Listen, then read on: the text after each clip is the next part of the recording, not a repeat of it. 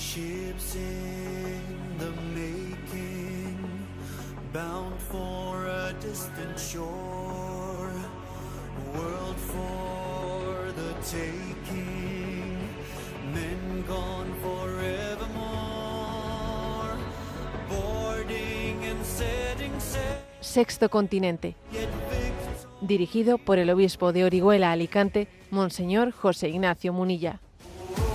freeze the arrow in the air, make your mark and leave it hanging there. Be the first to turn around, take the leap to land on higher ground. Un cordial saludo a todos los oyentes de Radio María. Un día más, con la gracia del Señor, nos disponemos a realizar este programa radiofónico llamado Sexto Continente, que lunes y viernes, de 8 a 9 de la mañana, una hora menos en las Islas Canarias, realizamos aquí en directo en Radio María España. Hoy es 2 de diciembre, hemos comenzado ya un nuevo, no solo tiempo litúrgico de Adviento, sino que hemos comenzado un nuevo año litúrgico. Y además la Providencia ha querido que este año litúrgico se haya iniciado con la novena de la Inmaculada. Sí, las primeras vísperas del primer domingo de Adviento se iniciaban ya en el primer día de la novena de la Inmaculada. Maravilloso, es ella la que nos va a conducir a lo largo de todo este año. Y quiero invocar a la Inmaculada para que sea madre protectora de los cristianos perseguidos. Y una vez más nos hacemos eco en este programa de los lugares en los que la Iglesia Católica está siendo especialmente perseguida. Creo que nos estamos caracterizando por tener un seguimiento lo más cercano posible a nuestros hermanos nicaragüenses que sufren. Y ayer mismo se hacía pública otra vuelta de tuerca más en esa Iglesia que camina en Nicaragua. Y es que esa vuelta de tuerca más es que, bueno, pues el presidente Daniel Ortega y su esposa, la vicepresidenta Rosario Murillo, pues han hecho público su intención de realizar una reforma constitucional. Han conseguido la aprobación del Congreso y ahora tendrá que ser refrendada en una votación, que os podéis imaginar en esa votación lo que va a salir, Obviamente en un país en el que no hay ya ningún resorte independiente todavía, ¿no? Pues ya en ejercicio, pues esa votación será una pantomima, una reforma de la Constitución en la que se dan vueltas de tuerca, nuevas vueltas de tuerca, para que la Iglesia Católica pues quede más cerca, bueno, y las iglesias también protestantes, para que las iglesias queden pues con una libertad religiosa más cercenada. Pues por ejemplo, en esa proposición de reforma, el artículo 14 insiste en que bajo el amparo de la religión ninguna persona o organización puede realizar actividades que contradigan el orden público. Las organizaciones religiosas deben mantenerse libres de todo control extranjero. Pues esto nos está sonando obviamente a China, ¿no? Y a la persecución en China. Incluso el artículo 120 señala que las escuelas privadas pueden educar a los niños en la fe, pero siempre y cuando lo hagan alineándose con los principios de esta Constitución. Es decir, es una reforma constitucional que va claramente marcada, ¿no? hacia todavía una vuelta de tuerca en la restricción de la libertad religiosa. No solo eso, obviamente la nueva Constitución centraría en manos del presidente todos los resortes de poder, pues, en el Ejecutivo, ¿no? El Ejecutivo sería en fondo el que tendría la capacidad de gobierno de Fuerzas Armadas, prensa, poder judicial, etcétera, etcétera, ¿no? Bueno, llama la atención además que esa nueva Constitución, ahora estamos con algo que es increíble, lo que es el nepotismo también en las dictaduras, ¿no? Actualmente resulta que el presidente y la vicepresidenta son esposo y esposa, marido y mujer, ¿eh? Bueno, pues con la nueva Constitución serían copresidentes. El presidente y la presidenta pasarían a ser copresidentes. Todo un espectáculo, un espectáculo en el que la borrachera del poder nos hace perder el sentido común. Es increíble, ¿no?, cómo esa borrachera del poder no tiene límite. Y además, fijaros bien, ayer mismo también fuimos conocedores de otras noticias referidas a Estados Unidos, en las cuales hemos visto como que esa borrachera del poder acontece también en países que podríamos decir que se suponía que tenían calidad democrática, ¿no? Y entonces la noticia es que el presidente Biden, que está ya en las últimas semanas ya abandonando el poder, pues en estas últimas semanas de repente firma un decreto indultando a su hijo, al hijo del presidente, Hunter se llama, que estaba ya, digamos, condenado por posesión ilegal de un arma, de fraude fiscal, etcétera, ya no tenía posibilidad de recurso. Bueno, pues entonces se supone que el hijo de Biden iba a ingresar en prisión. Bueno, pues no. El presidente, antes de que termine su mandato, le ha indultado. Cuando, por cierto, en la campaña electoral dijo que él jamás se le ocurriría utilizar su poder para indultar a su hijo. Bueno, pues ahora resulta que lo ha indultado. Uno ve estos signos, ¿no? Estos signos de deterioro del poder político y se da cuenta de que estamos en una auténtica crisis de lo que es la vocación política, con un riesgo muy grande de desprestigiar la vocación política, de desprestigiarla. Existe un riesgo muy grande. También en España somos testigos de cómo pues el poder a cualquier precio pues ha llevado también a que se recurra a cualquier cosa.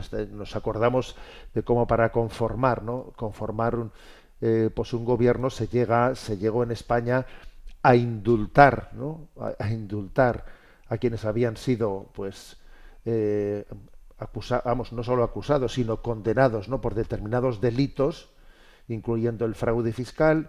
Se les llega a indultar a cambio de sus votos para poder conformar un gobierno, para poder mantenerse en el poder, ¿no? Uno ve todas estas noticias internacionales y dice: la vocación política está en un clarísimo, en una situación de deterioro muy grande, con el riesgo de que haya pues una dificultad de que nuevas generaciones sientan la vocación política, sientan la llamada a servir al bien común. Porque ese desprestigio tan grande de esa vocación política puede generar ese rechazo, ¿no?, o esa pérdida de vocaciones, ¿no? Necesitamos líderes, verdaderos líderes que sirvan al bien común. Tenemos que orar, ¿no?, porque vengan nuevas generaciones que cambien este panorama. Bueno, pues como decíamos, estamos en la novena de la Inmaculada. Así ha comenzado un nuevo año litúrgico, que será un año especialísimo, será el año del jubileo del nacimiento de Jesucristo, 2025 años del nacimiento del Señor. Este año litúrgico va a ser clave y María, nuestra Madre, la Inmaculada, es quien nos introduce. Encomendamos, ¿no?, al pueblo de Nicaragua especialmente a esa intercesión de su patrona, la Inmaculada. Sexto Continente es un programa que tiene interacción con los que sois usuarios de redes sociales en Instagram y en Twitter a través de la cuenta @obispomunilla, en Facebook a través de la página que lleva mi nombre personal de José Ignacio Munilla. Los programas anteriores de Sexto Continente están a vuestra disposición tanto en el podcast de Radio María como en las plataformas de iVoox, Spotify y también en el canal de YouTube En Ti Confío, a través de la página web enticonfio.org. Allí podéis encontrar los programas anteriores y también seguir en directo este programa a través del canal Twitch. Bueno, vamos adelante. Quisiera, como comentario central del programa de hoy, compartiros un un pequeño artículo que he escrito que tiene el título de Redescubrir la vocación laboral, ¿eh? Y ahora lo contextualizo. Para quien desee poder tener acceso al directamente, está colgado en el apartado de artículos de esta página web en ticonfio.org. Bueno, recientemente se celebraba la plenaria de la Conferencia Episcopal y llamó la atención el discurso inaugural del presidente don Luis Argüello. Habló de distintas cuestiones y también habló del tema del trabajo. Habló del tema del trabajo, subrayando pues cómo se dan muchas aparentes contradicciones. O sea que para entender cuál es el panorama del trabajo, ¿no?, en España, creo que estamos en una situación muy globalizada, ¿no? Pero bueno, en esta ocasión me refiero más específicamente a España, aunque creo que esto que voy a decir pues puede tener también interés en otros muchos lugares. Bueno, pues subrayábamos que hay paradojas, pues por el hecho de que siga habiendo oficialmente un tanto por ciento del paro importante de la población activa, un 11,21%. El paro juvenil es un 26%, ¿no? Con lo cual existen quienes buscan trabajo y no lo encuentran, ¿no? Pero por el contrario, hay muchos puestos de trabajo que no encuentran candidatos para poder desempeñarlos, ¿no?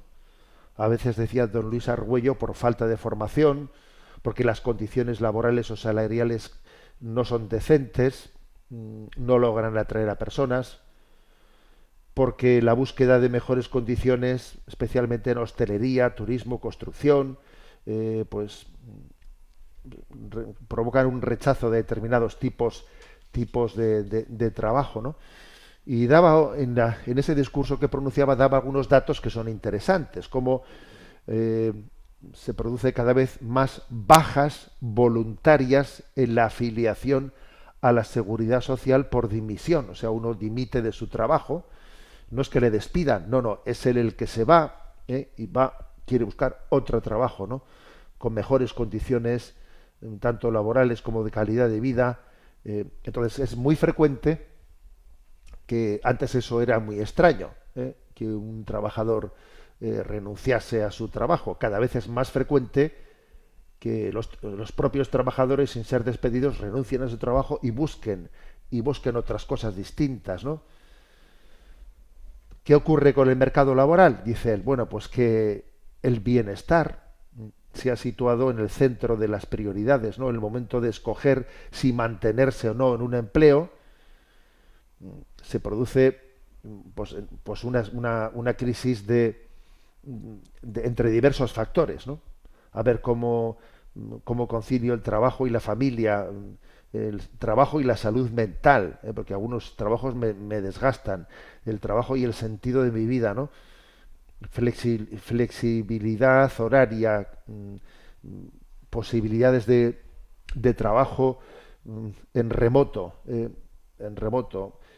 conciliación laboral, etcétera, ¿no? Bueno, todo ello hace que en este momento, pues estemos, ahora hablaré del artículo que he escrito, ¿verdad? Pero que estemos en gran medida cambiando de empleo continuamente, con cambios de empleo bastante frecuentes. Al mismo tiempo se añade el efecto de la presión migratoria, que provoca que haya bastante trabajo en economía sumergida, y la situación límite de muchas familias obligadas a aceptar condiciones laborales y salariales por debajo del umbral, ¿no?, de la dignidad y de la pobreza. Bueno, este es un poco el panorama, ¿no? Entonces, vamos a ver, os comparto la reflexión, ¿no?, que he escrito recientemente con motivo de que se celebraba el Día del Trabajo Decente. Entonces, bueno, pues hace ya 10 años se puso en marcha una iniciativa, Iglesia por el Trabajo Decente. Bueno, pues yo he hecho mi pequeña contribución escribiendo una reflexión sobre esto, ¿no? Desde la doctrina social de la Iglesia también tenemos una palabra que decir, ¿no? porque el mundo laboral es un mundo que configura la vocación, la vocación a la santidad. Estamos llamados a santificarnos en el trabajo también. El trabajo es un lugar importante de santificación, ¿eh? Yo no me puedo santificar al margen de mi trabajo, ¿no? Ese es el escenario en el que Dios quiere que yo lleve adelante pues esa tarea por instaurar el reino de Dios en este mundo. Bien, voy leyendo y voy comentando algunas cosas, ¿no? Es obvio que en el momento en el que vivimos resulta especialmente difícil experimentar el trabajo como una vocación, cuando menos para una parte importante de la población, ¿eh? Estaba yo recientemente con un grupo de profesores en una visita que hice, ¿no?, a uno de nuestros colegios, y les decía, dadle gracias a Dios de poder tener una vocación educadora. O sea, enamoraros de vuestra vocación, porque es que es tan maravilloso que mi trabajo sea vocacional, que yo tenga una vocación, que descubra pues los talentos y los dones que Dios me ha dado ligados al trabajo que tengo. O sea, eso es maravilloso, ¿no? Pero claro, cada vez digo aquí en este artículo que es más difícil experimentar el trabajo como vocación. De forma significativa, con frecuencia el término trabajo es sustituido por el de empleo. Con mucha frecuencia se dice, ¿qué trabajo tienes? Bueno, más que eso se dice, ¿qué empleo tienes? Que la palabra empleo dice lo mismo que trabajo. Pues la verdad es que en la práctica no. Porque el empleo subraya pues el aspecto cambiante y volátil, ¿no? Sin embargo, el trabajo está más ligado a mi vocación de toda la vida. Tengo una vocación que la desarrollo en un trabajo, ¿no? Pero el empleo es súper volátil, ¿eh? O sea, que estos dos términos en la práctica están lejos de ser sinónimos. Mientras que el concepto de empleo parece referirse al trabajo como una mercancía a cambio de un dinero. El empleo es, a ver, ¿qué tengo que hacer para que me des un sobre con dinero al fin de mes, ¿no? Sin embargo, el concepto de trabajo está más ligado a una vocación, como decíamos, ¿no?, en la que se desarrollan las potencialidades creativas del ser humano. Ocurre además, ¿no?, que tener un empleo ya no es garantía de poder llevar adelante un proyecto familiar, al no atenderse con frecuencia las condiciones laborables mínimas, ¿no? Eso de que hay mucho empleo, pues, como se dice, basura o indecente, ¿no? Todo ello influye en no pequeña medida en la crisis de la familia. Aunque es obvio, ¿no?, que la crisis de la familia tiene muchos otros factores espirituales y morales, ¿no? Pero también una crisis de la familia está motivada también en buena medida por no tener un trabajo, ¿no?, un trabajo que le dé estabilidad a esa vida familiar. Hay muchos empleos que parecen estar diseñados para la subsistencia individual, de quien ocupa una habitación de alquiler, pero sin más pretensiones en esta vida, lo cual es dantesco, repito. O sea, hay muchos empleos que están diseñados para eso, ¿no? Este empleo es para quien ocupa una habitación de alquiler, o sea, y no tiene más pretensiones en la vida. Y esto es muy duro. Eso condiciona la vida familiar y, claro, condiciona nuestra perspectiva de vida, ¿no? En esta línea me viene a la mente la denuncia que hizo Gandhi sobre los llamados 7 pecados sociales, ¿no? Este es un término de Gandhi. Bueno, ya sabéis que yo no suelo citar mucho a Gandhi, ¿no? Yo más bien, cito a la tradición cristiana, a la tradición católica, pero lo cual no quita para que, oye, en una circunstancia determinada tengamos también la capacidad de enriquecernos con todas las reflexiones, ¿no? Gandhi habló de que existen 7 pecados sociales. ¿Y cuáles son esos 7 pecados sociales? Primero, la política sin principios. Madre mía. Segundo, la riqueza sin trabajo. En tercer lugar, el placer sin conciencia. En cuarto lugar, el saber sin carácter. Quinto, el comercio sin moralidad. El sexto, la ciencia sin humanidad. Y séptimo, la religión sin sacrificio. Hablo de estos 7 pecados, ¿no? 7 pecados capitales que son dignos de hacer una reflexión. Y con respecto al segundo de estos pecados capitales, el primero decía es política sin principios. El segundo es riqueza sin trabajo. Pero claro, este segundo pecado social es, en el fondo es, si existe riqueza sin trabajo, esto está vinculado, por desgracia, a que también hay trabajo sin riqueza. Sin riqueza, es decir, empleo indecente. También existe el empleo indecente, claro. Dicho esto, ¿no? Creo que es necesario que la meta, ¿no? La meta del trabajo decente no se circunscriba a una necesaria reivindicación laboral, ¿no? Frente a la legislación laboral y a los intereses lucrativos empresariales, sino que nos interpelemos a nosotros mismos sobre la importancia de descubrir la vocación laboral. Es importantísimo, ¿no? Claro, obviamente el tema de el salario es muy importante. Eso tiene una parte muy importante del calificativo de trabajo indecente. Pero no solo es, fijaros bien, ahí no solo está en juego qué dinero se paga, que vamos a ser sinceros, o sea, es una parte importante, pero no exclusivamente es eso. Estamos llamados a descubrir el trabajo como un lugar de realización de la propia dignidad humana. Decía la Madre Teresa de Calcuta que el trabajo sin amor es esclavitud. Y esto lo debemos de traducir en una apuesta decidida por romper el círculo vicioso de empleo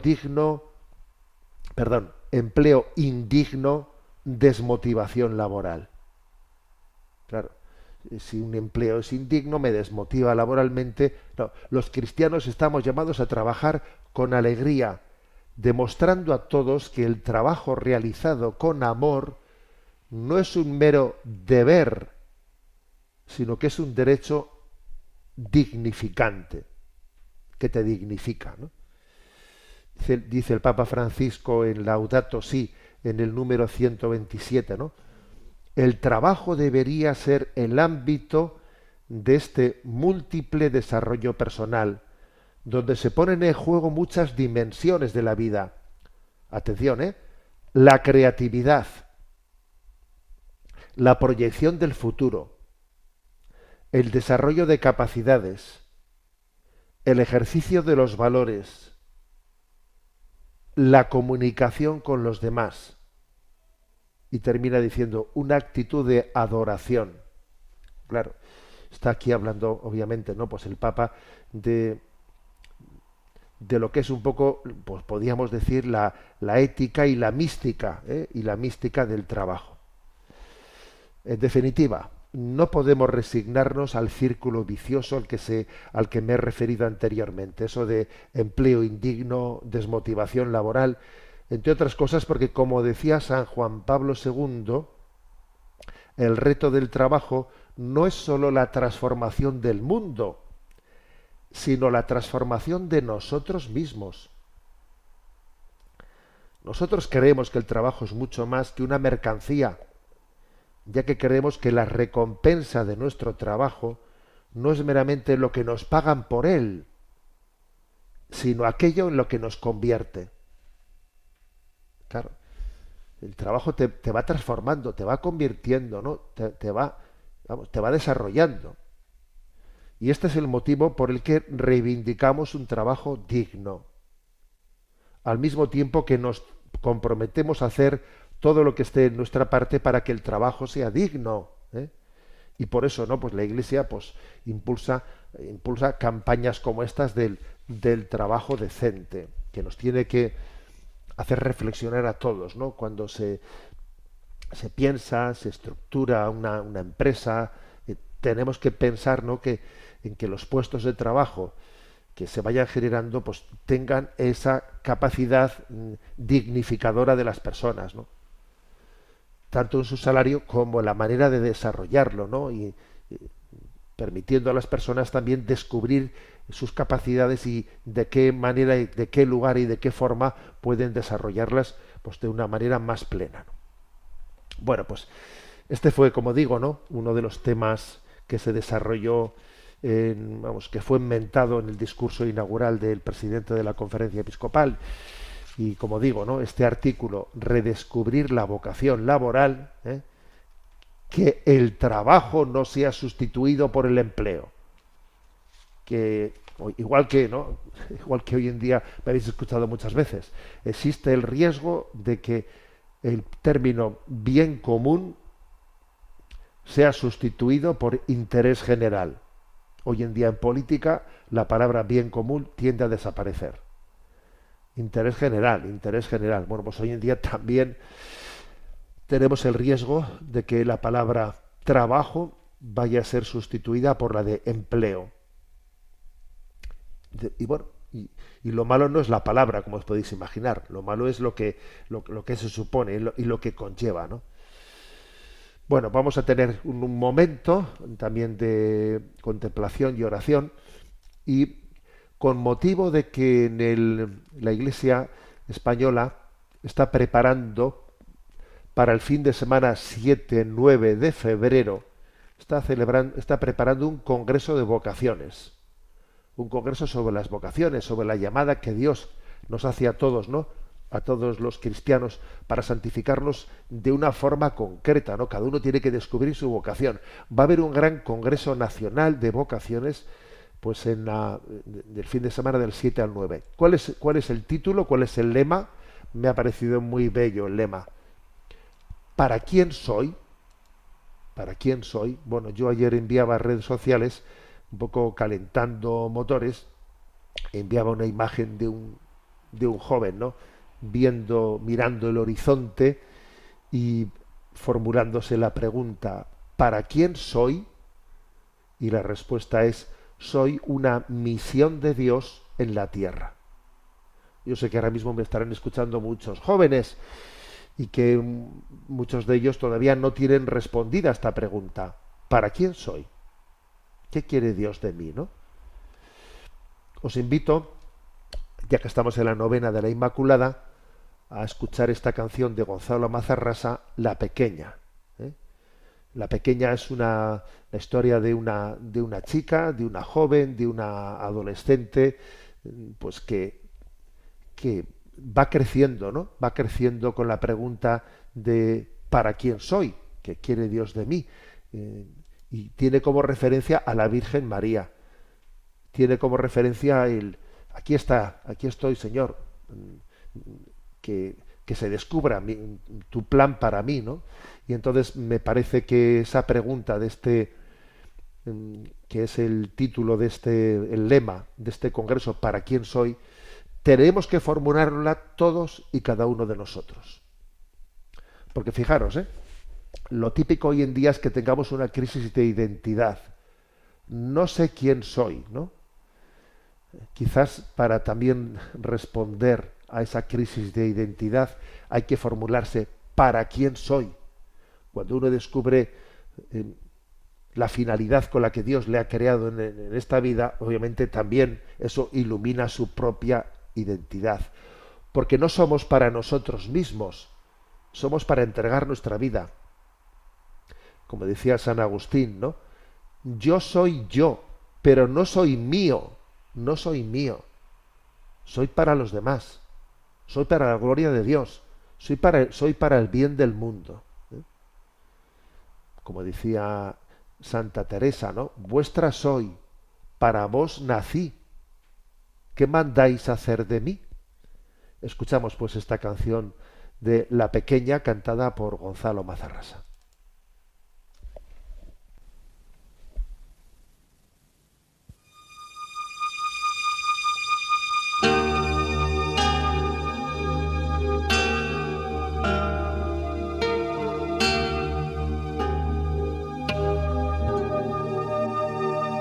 Era pequeña y no sabía lo que iba a ser, y una voz se iba adueñando de ella.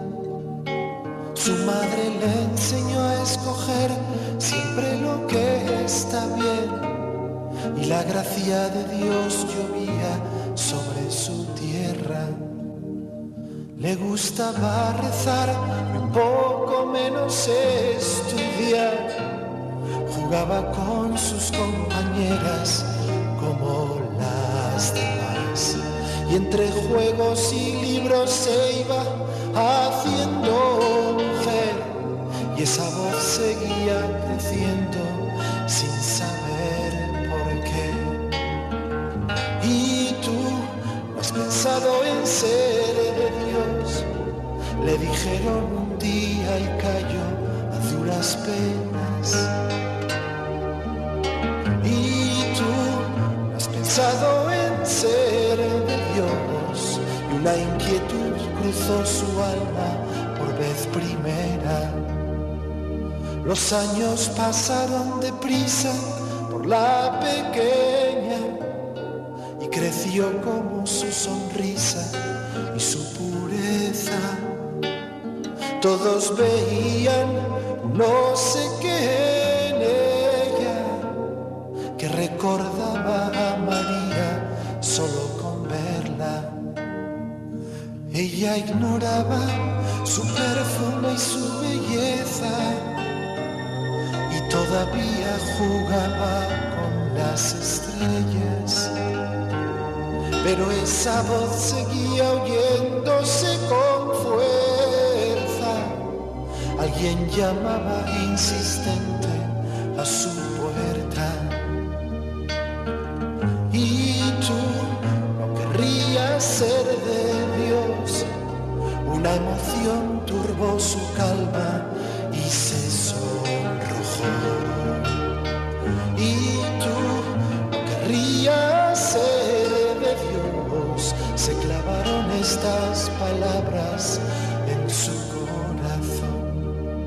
No conocía rencor ni envidia la pequeña. Las cartas siempre boca arriba eran su regla. Aunque un poquito presumida, era discreta. Sabía bien lo que quería el cielo de ella. Su familia tenía un tesoro en la pequeña. Todos soñaban sueños de oro para ella. Pero muy pronto les sorprendería verla dejarlo todo por seguir la senda estrecha. Y yo no tendría que ser de Dios, se preguntó mientras rezaba en su habitación. Y yo no tendría que ser de Dios, la Virgen escuchó en el cielo su humilde oración. Y tú no tendrías que ser de Dios, ¿acaso seas la pequeña tú de esta canción? Y tú no tendrías que ser de Dios si hoy Él llamara a la puerta de tu corazón.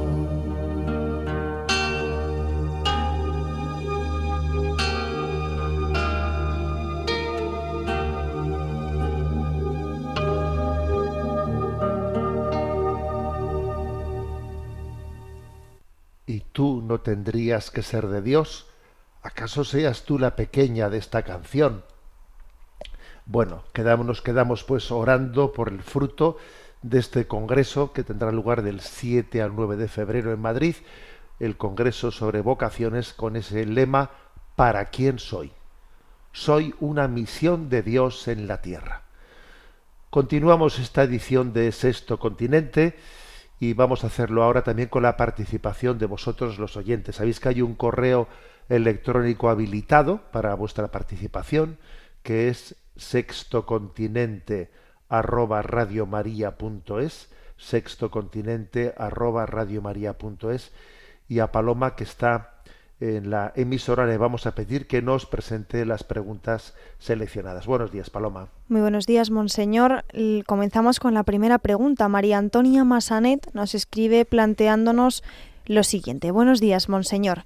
Quería hacerle una consulta respecto a una película que se titula La Natividad, muy adecuada en las fechas que vienen ahora. Allí se presenta a la Virgen teniendo un parto normal y eso me produce incomodidad, pero no sé si es aceptable desde la ortodoxia o dogma católico. Y a veces cuando voy a recomendar esta película me frena este punto. No sé si estoy exagerando o no debería chirriarme tanto o es normal que me chirríe y no es bueno contemplar ese hecho desde un prisma tan ordinario. Muchas gracias.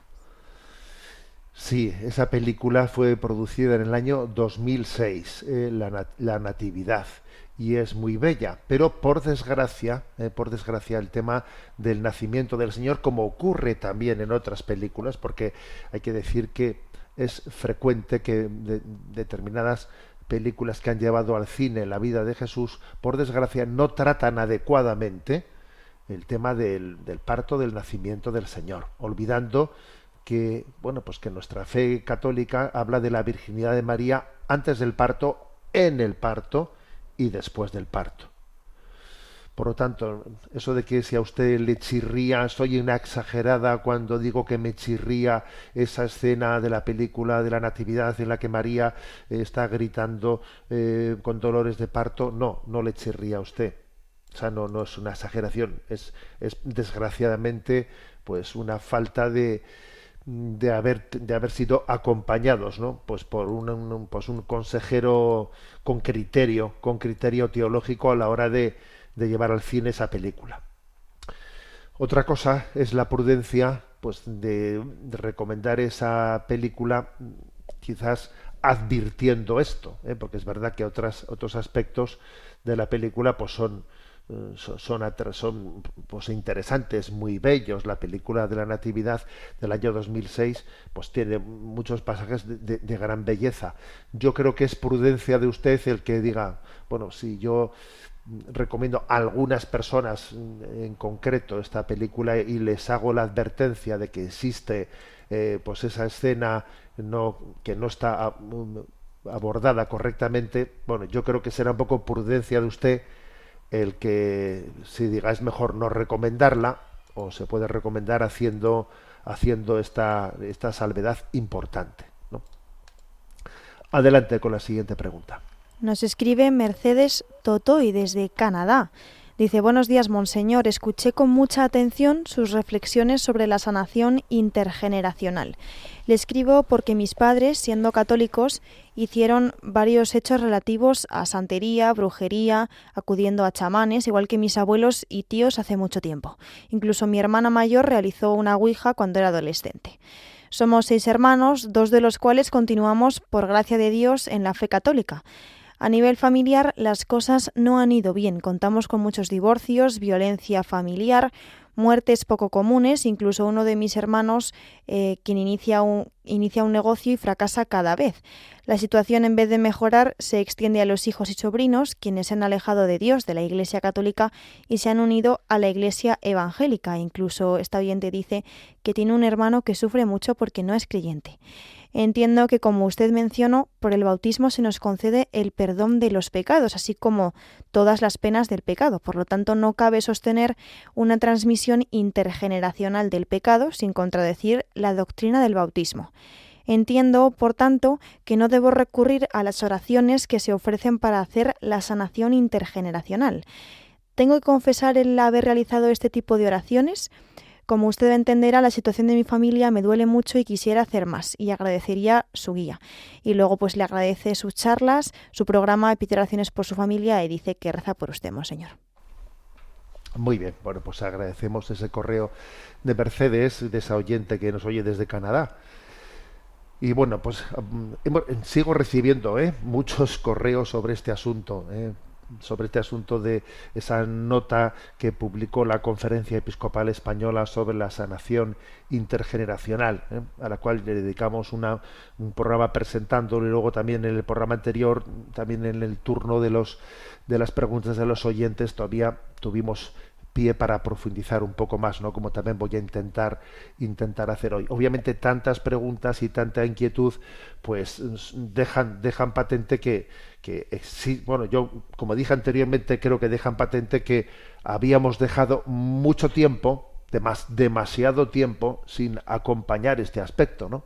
Porque a veces cuando los pastores igual estamos pues, demasiado tiempo sin acompañar las preocupaciones y el desarrollo de los retiros católicos, claro, luego igual nos puede sorprender, ¿no? que haya desviaciones, pero es cierto que también tenemos nosotros nuestra responsabilidad, quizás en no haber acompañado o en haber tardado demasiado tiempo, ¿no? También en decir una palabra de discernimiento. Bien, bueno, yendo a lo más práctico, y esto entonces entiendo que no debo de hacer esas oraciones de sanación intergeneracional, tengo que confesar el haberla realizado. A ver, no, es obvio que usted y tantas personas pues habrán realizado determinadas oraciones de sanación intergeneracional sin mala voluntad alguna, ¿no? Sin conciencia de estar realizando nada indebido, con lo cual no creo que deba usted de cargar con una especie de remordimiento en su conciencia. Ha habido una nota que me ha parecido ejemplar por parte de los responsables de la Renovación Carismática Española, acogiendo en plena humildad y eclesialidad la nota de la Conferencia Episcopal, pero también es verdad que luego ha habido reacciones pues de personas que que les cuesta entender, ¿no? Que les cuesta entender. Entonces, intentando dar un pasito más también a ese deseo de explicar las cosas. Usted, por ejemplo, está contando ahora cómo en la historia de su familia ha podido haber antepasados que se metieron en santería, en brujería, en chamanes y cosas por el estilo, ¿no? Bien, a ver, eso puede ser motivo de que ahora los descendientes de esas personas estén recibiendo un influjo maléfico. A ver, vamos a ver, no.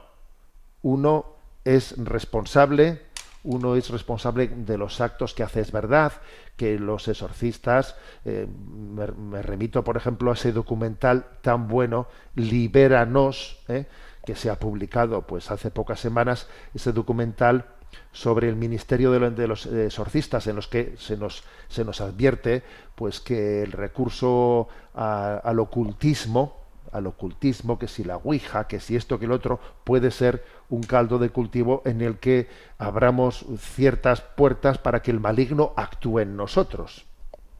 Ahora, de ahí a que esa acción del maligno, en la cual yo he sido responsable de ciertas imprudencias, ¿no?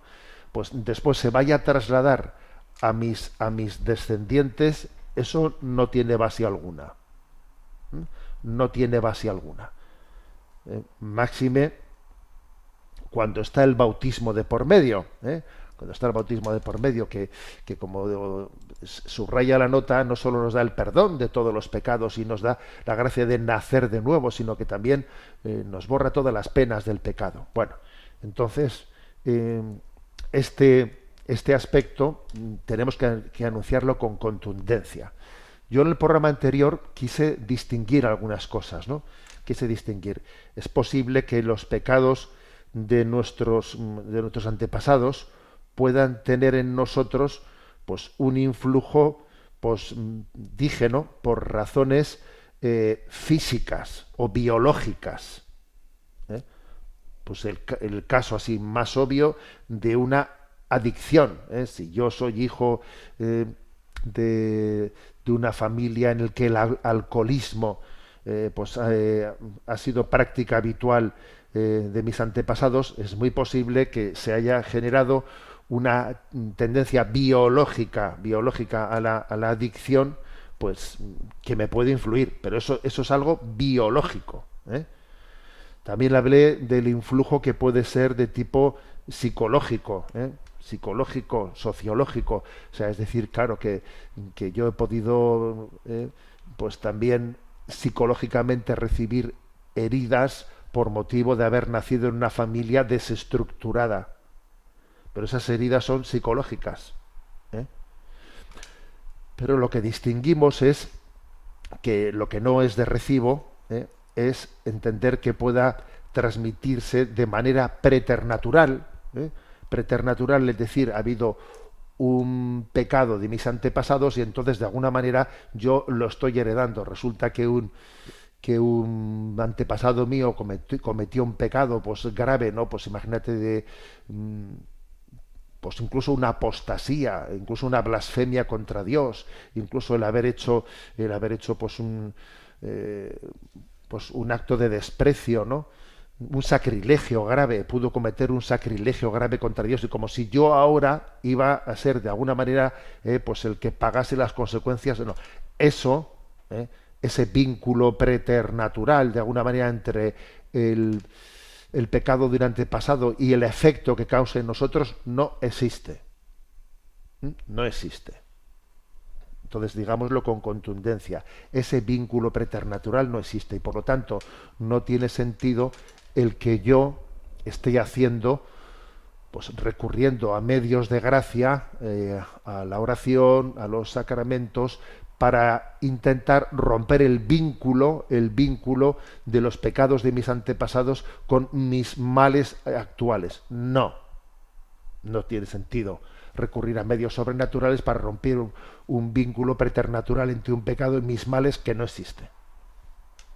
Otra cosa es que yo ore pues por la sanación, en primer lugar, que yo ore por la sanación de las heridas que yo he recibido, pues tanto psicológicas como, bueno, pues porque es verdad que hemos nacido en un contexto familiar, etcétera, en el que de alguna manera las heridas de una familia desestructurada nos han podido influir, incluso, como decía yo en el programa anterior, hasta de una manera que nos es difícil de entender, porque a veces hasta el propio seno materno uno puede estar recibiendo heridas de no ser deseado, de ser rechazado, etcétera, ¿no? Esos influjos psicológicos sí existen. Entonces, pedir la sanación a Dios, ¿no?, de las heridas que puedan estar presentes en nuestra psicología, eso sí es correcto, ¿no? Y también obviamente es correcto el que pidamos pues la purificación de los pecados de nuestros antepasados que puedan estar en el purgatorio, por supuestísimo, eso también es correcto. Dicho esto, creo que ya hemos vuelto a contextualizar, ¿no? O sea, distinguimos lo que sí puede haber un influjo del pasado en el presente, pues por vía biológica, puesto el caso de una adicción. Sí por vía psicológica, ¿no? Puesto el caso de que alguien ha percibido el no haber, tiene una herida interior por no haber sido querido, o por haber visto o por haber padecido la violencia entre en su entorno, ¿no? En el entorno, bueno, bien, pero eso no es una relación del pecado de mis antepasados conmigo, eso es otra cosa. Ese hilo de relación preternatural entre un pecado y lo que yo estoy sufriendo actualmente no podemos admitirlo, ¿eh? Sencillamente creemos que Cristo es nuestro libertador y nos tenemos que centrar con todas nuestras fuerzas y energías en el momento presente, viviendo el momento presente como ocasión de gracia. ¿Sabéis cuál es la mejor forma de sanar cualquier herida del pasado? No dándole vueltas y... A ver, la mejor forma de sanar cualquier herida del pasado es viviendo en intensidad el momento presente, en reparación de amor. Eso es lo que sana verdaderamente, las heridas. Damos paso a una siguiente pregunta. Una oyente llamada María nos escribe y nos dice: enhorabuena por su programa, me ha costado mucho decidirme a escribir este correo porque para mí es un tema muy doloroso.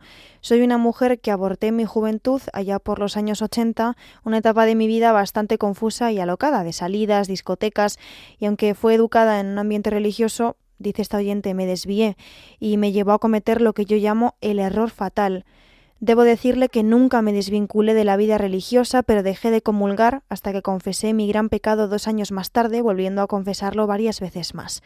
Desde hace muchos años estoy muy vinculada a la Iglesia y participo en ella, me siento una persona convertida y sus programas de radio me han ayudado mucho a esto.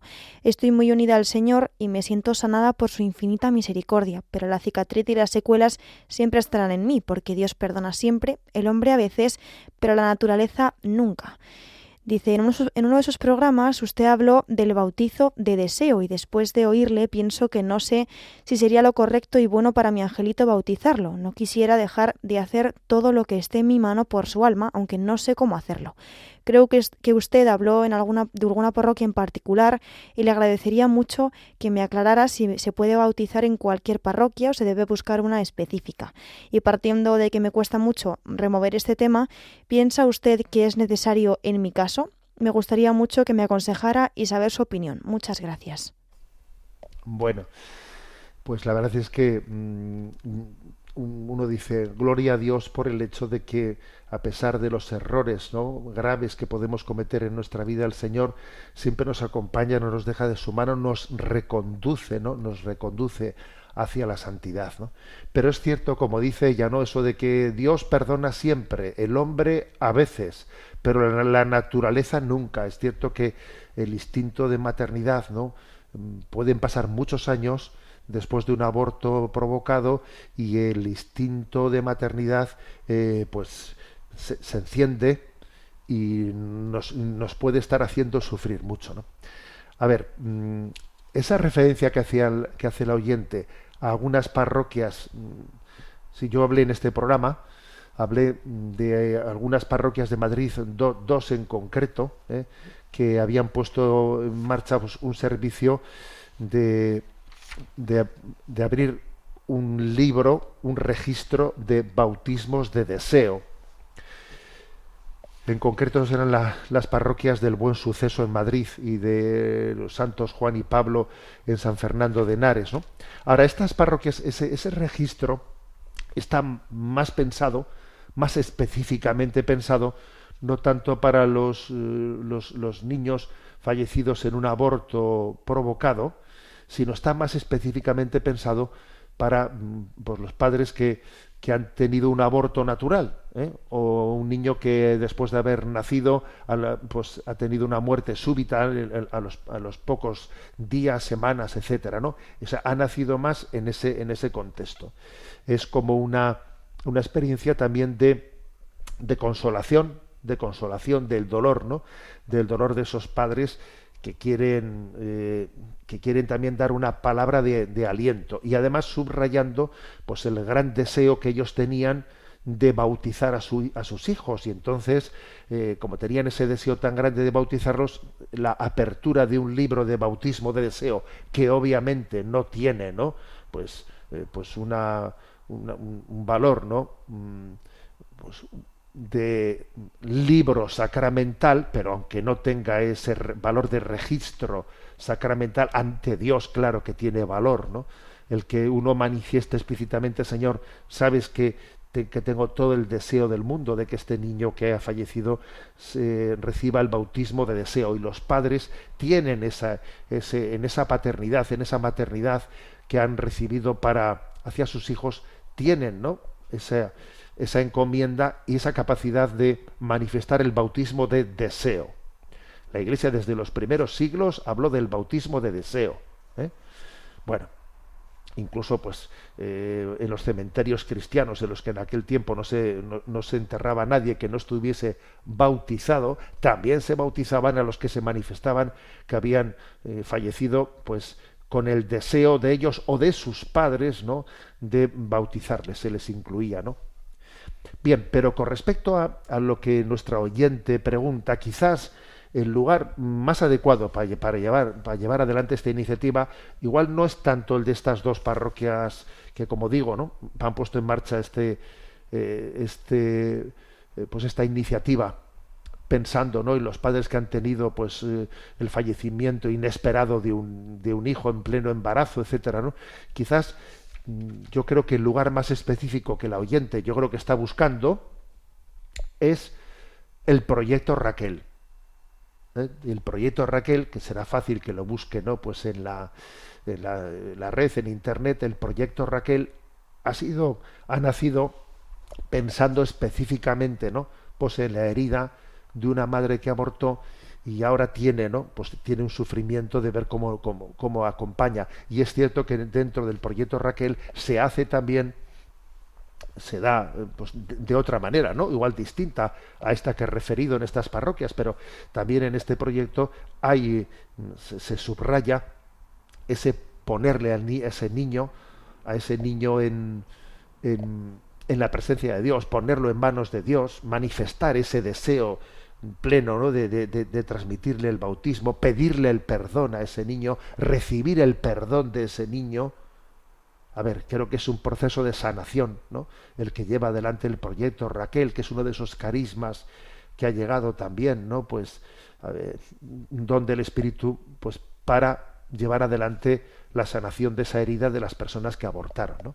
Con lo cual yo le aconsejo, ¿no?, pues a la oyente que formula esa pregunta, sí, que se acerque al proyecto Raquel, que se interese, ¿no?, por ello, pues para llevar adelante, ¿no?, pues para culminar esa obra de reconciliación que ya, por lo que ella ha manifestado en el correo, pues está ya bien encauzada, ¿no? Bien encauzada. Tenemos el tiempo cumplido. Me despido con la bendición de Dios Todopoderoso, Padre, Hijo y Espíritu Santo. Alabado sea Jesucristo. Freeze the arrow in the air. Make your mark and leave it hanging there. Be the first to turn around. Take the lead to land on higher ground. Finaliza en Radio María Sexto Continente, dirigido por el obispo de Orihuela, Alicante, Monseñor José Ignacio Munilla.